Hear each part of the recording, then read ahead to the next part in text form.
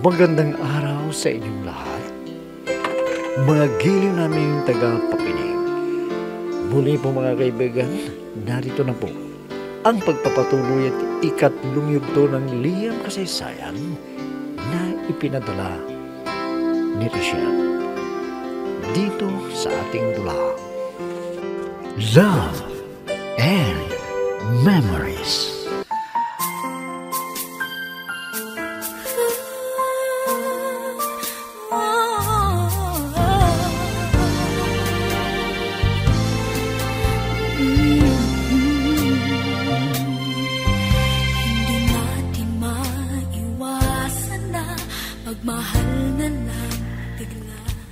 Nagalit ako nang sinabi ng Rona na yun na mang-aagaw ako ng nobyo at sinampal niya ako.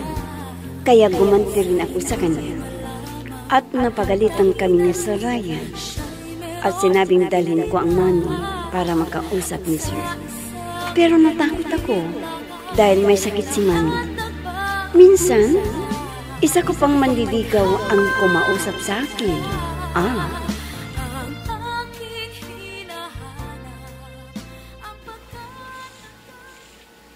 Richelle, kalimutan mo na si Johnny. Nirolo ko ka lang nun. Tignan mong nangyari sa'yo. Huwag kang makialam, Rani. Kahit nobyo niya si Rona, ay baliwala sa akin. Dahil akong man ni Johnny at ako ang pipiliin niya. Pwede nga ko nang mahalin mo, Richelle. Papangako ko sa'yo. Tama na! Umalis ka na dito sa harapan ko. Naiinis na ako sa'yo. Kahit siraan mo si Johnny, mahal ko pa rin siya. Naintindihan mo? Sige, Richelle. Pero hindi ako titigil na susuyuin kita. Tama na! Tama na! Hindi ko kailangan ang pagmamahal mo. Sige. Kung ayaw mong makinig sa akin, isusumbong kita sa mami mo sa pakikipag-away mo kay Rona.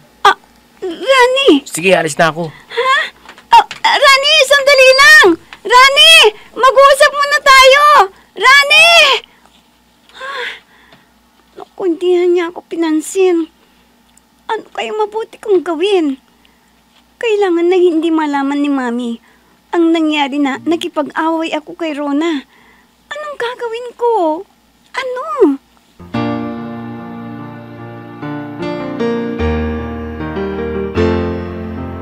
I'm so blessed I have you. 'Cause you gave the world to me. You're my inspiration, the perfect one in my life forever. You make my life complete. Pina, tulungan mo ko. Hindi ko alam ang gagawin ko. Sigurado na magagalit ang mami. Baka maatake pa siya. Ha? Ano bang nangyari? Nag-away na naman kayo ni Rona? Sinabi ko naman sa'yo na wag mo nang patulan ng babaeng yun. Hindi siya, kundi si Rani.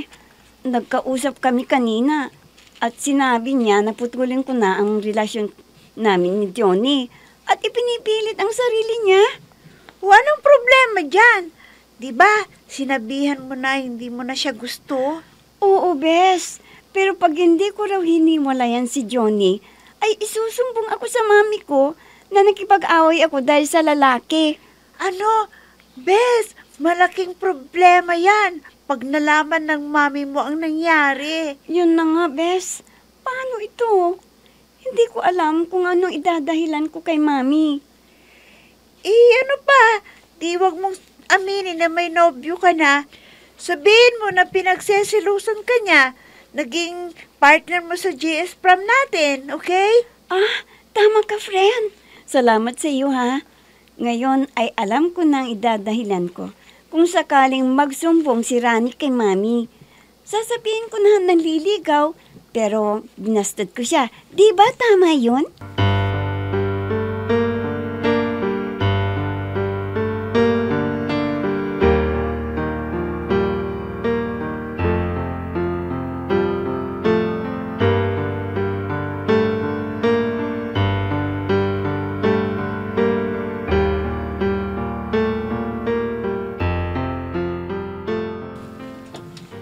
Johnny, sabi mo sa akin ang totoo.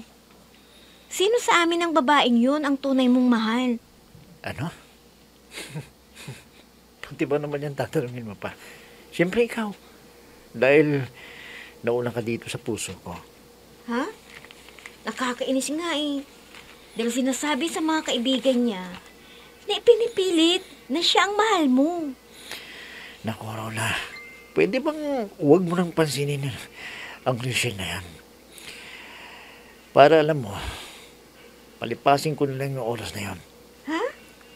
Totoo, Johnny? Siguro, atat na magka-boyfriend dahil gwapo ka, hindi ba? Oo naman. Kaya maniwala ka sa akin. Ikaw lang yung mahal ko. Teka, may pera ka ba niyan? Ha? Oo, meron. Bakit? Kailangan mo na naman ba ang pera? Anong gagawin mo? Lagi ka na lang nauubusan ng pera ngayon Ay, dahil nang umuwi ako sa bahay, nakalis na yung daddy ko. Nakalimutan niyang mag-iwan ng pera. Naiya sana ako na umutong sa iyo pero kailangan ko kasi may project kami. Oo, sige na. Huwag mo nang problemahin dahil bibigyan na kita. Pero sana naman, ako lang mamahalin mo ha. Oo, ikaw lang ang mamahalin ko. Sige na, bigyan mo lang ng pera. Dalihan mo na.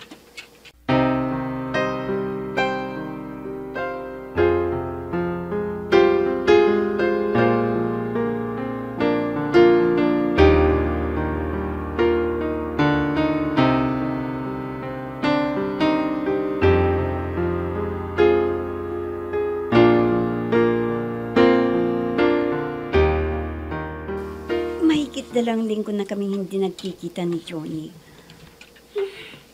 Ano kayang ginagawa niya? Lagi pa kaya silang nagkakasama ni Rona? Sabi niya sa akin, iiwasan na niya ang Rona na yun. Sa bagay, lagi ko rin nakikita si Rona sa school at di siya sinusundo ni Johnny. Ang kaibigan niyang lagi niyang kasama na umuwi. Mabuti nga sa kanya kung hindi napapansinin Johnny. Dahil ako ang mahal ni Johnny, hindi bale. Tatawagan ko na lang siya mamayang gabi. Oh, Johnny, talagang namimiss ka na ang ating pagsasama. Sana mag-date na naman tayo.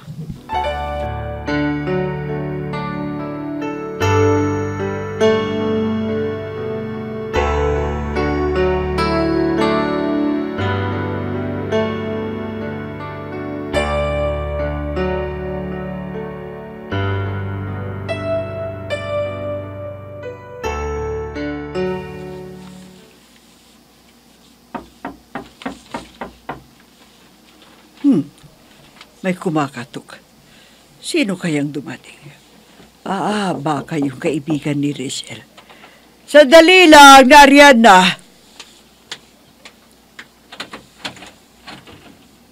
Brenda, pwede ba kitang makausap? Sana hindi ako maka-istorbo sa'yo.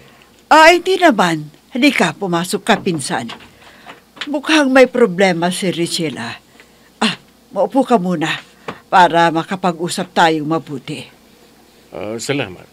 Pero bago ko sabihin sa'yo, wala bang problema sa kalusugan mo? Baka kung may sabihin ako sa'yo, mag-alala ka. Mabuti ang aking kalagayan. Kahit anumang problema yan ay kaya kong tanggapin. Bakit may hindi naipasa na subject si Rachel? Wala naman siyang bagsak sa mga subjects niya. Pero huwag ka sanang mamibigla na si Rachel nakipag-away tungkol lang sa lalaki. Ano? Bakit? May nobyo na ba ang aking anak? Sabihin mo sa akin ang totoo. Kung may nakikita ka na kasama niyang lalaki. Hindi ko alam.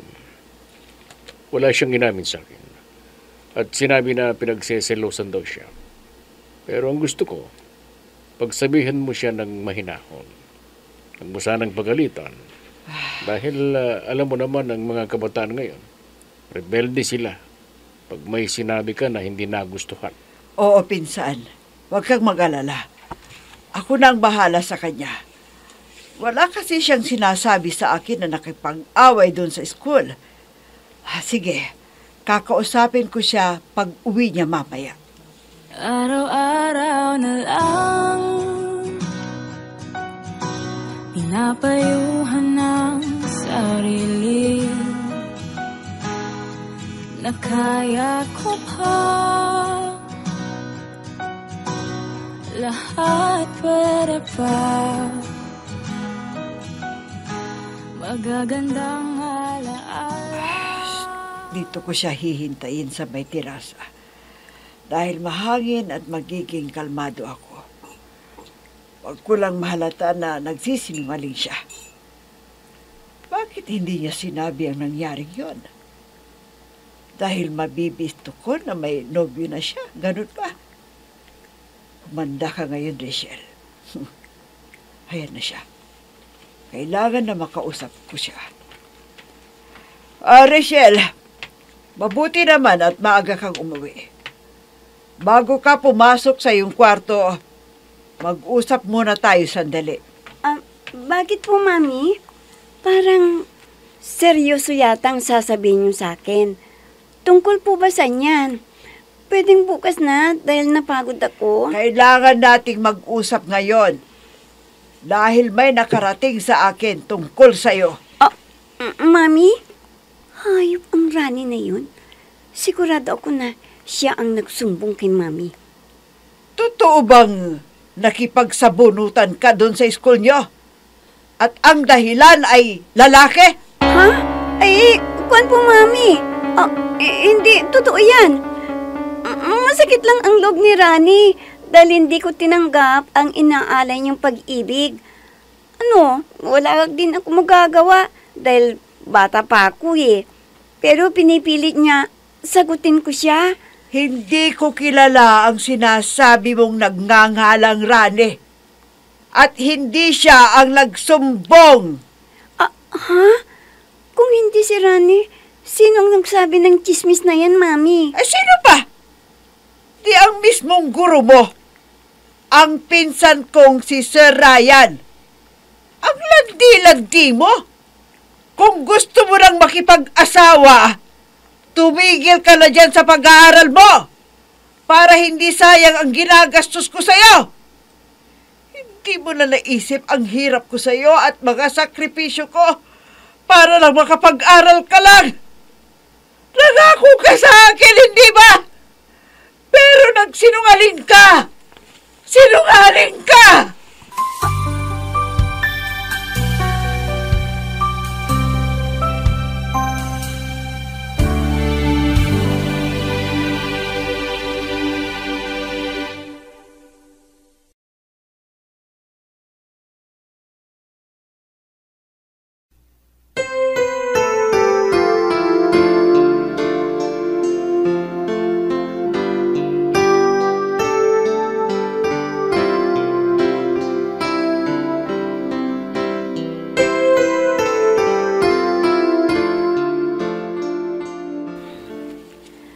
Ano bang nangyari sa'yo, Bes? Parang nawalan ka ng libo-libong pera. Sabihin mo nga sa akin, ano bang problema mo? Naiinis ako, Bes. Dahil isinumbong ako kay Mami na ang pinag-awayan namin ni Rona ay si Johnny. Alam ko na. Katakot-takot na sermon ang natanggap mo kay Mami mo, hindi ba? Oo. Masasakit na salitang sinabi niya sa akin na wag ko na raw tapusin ang pag-aaral ko dahil ang landi-landi ko raw. Ano? Sinabi ng Mami mo yan sa'yo? Hindi siya naniwala sa sinabi mong dahilan kung bakit kayo nag-away ni Rona? Hindi nga. Dahil mas kinampihan pa niya si Sir Ryan na pinsan pala ni Mami.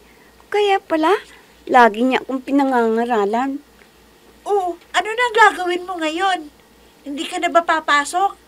Alam mo naman na malapit na tayong makapagtapos ng high school. Kaya huwag ka na magtampo sa Mami mo.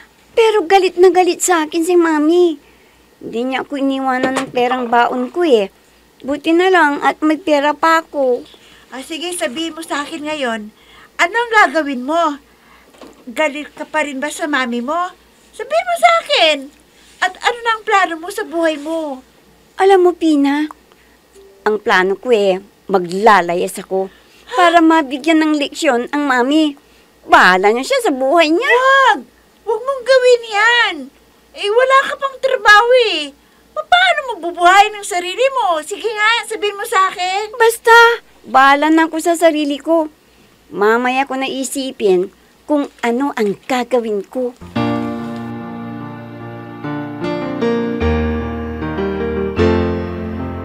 I'm so blessed I have you, 'cause you gave the world to me. You're my inspiration, the perfect one in my life forever. You make my life complete. Gabi na.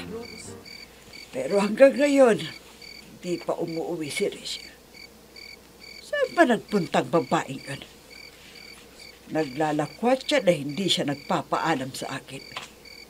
At kung saan nagpupunta, talagang matigas ang kanyang ulo. Para sa kanyang kapakanan naman ang iniisip ko. Para hindi siya mapahamak. Gaya ng ibang kabataan dyan na nabubuntis.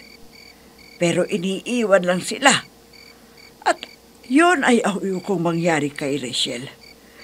Sana umuwi na dito sa amin. Kung wala pa siya hanggang mamayang 9:00 ng gabi, hahanapin ko na siya. Alam ko na nagtampo si Rachel sa akin dahil sa mga masasakit na salita na sinabi ko sa kanya. Tawarin mo ako, Rachel. Gusto ko lang na maging maayos ang buhay mo, kaya hinihigpitan kita. Naiintindihan mo, ha, Rachel?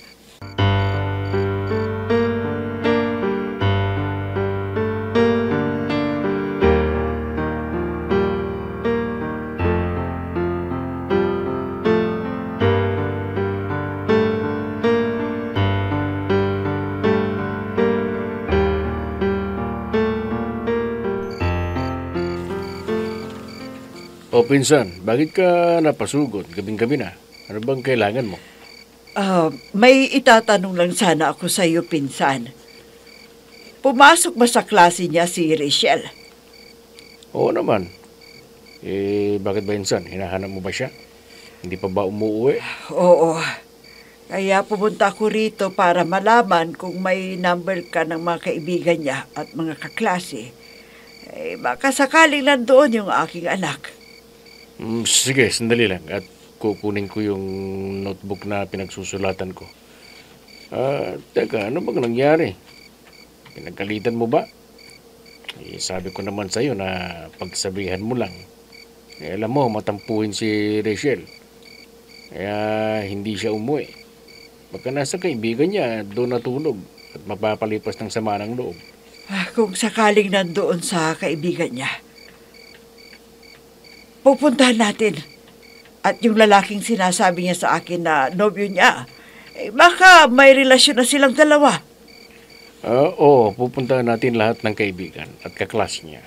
At magpapatulong din tayo sa Barangay Tanod para madali nating makita si Rachel. I'll be with you for the rest of my life.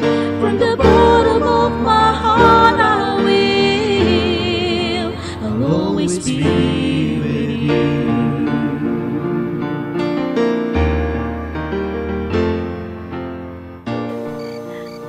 Masasakit na salitang sinabi ng mami sa akin. Kaya mas mabuti na ito. Ito na lang gagawin ko. Buti na lang at gabi na. Hindi ako magkikita ng mga kakilala ko. Hindi ako uuwi sa amin para mabigyan ng leksyon si mami. Kaya makikitulog muna ako sa bahay ni na Johnny. Nandito na ako sa harapan ng pintuan nila. Kakatok na lang ako.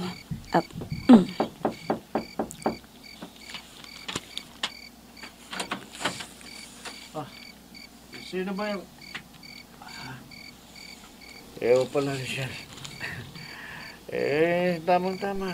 Dating mo dito. Wala akong kasama eh. Wala akong kasama dito sa bahay. Tuloy ka. Johnny, lumayas ako sa bahay namin dahil pinagalitan ako ng mami. Dahil may nagsumbong na nag-away kami ni Rona doon sa school. Mamaya natin pag-usapan yan. Mabuti pa. Samantalin na natin ang pagkakataong ito, Rachel. Johnny, sandali lang. Huwag. Huwag, Johnny. Johnny. Johnny.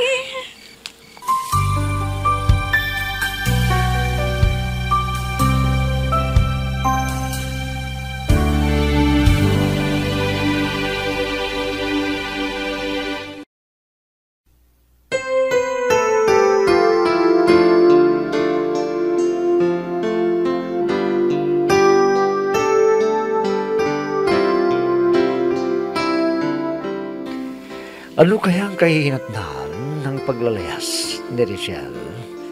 At ano ang mangyayari sa tagpong noon? Mga kaibigan, huwag ninyong kalitaang subaybayan ang pagpapatuloy at ika-4 na yugto ng liham kasaysayan na ipinadala ni Rachel dito sa ating dula. Love and Memories. Mga nagbibigay buhay sa ating dula ay sina Mayra Abrihal Narnola, Susan Malikdem, Robert de Guzman, Yehuda Ismael, Eva Alcoriza, Jun Cabato, Ami Diaz, at si Oscar Ora. Technical supervision at musika ni Oscar Ora. Nilapatan ng tunog ni Robert de Guzman. Mula sa panulat at direksyon ni Ami Diaz. Love and Memories. Inihahandog sa inyo ng F3 Recording Studio para sa Pambansang Radyo ng Pilipinas, Bombo Radio, Philippines.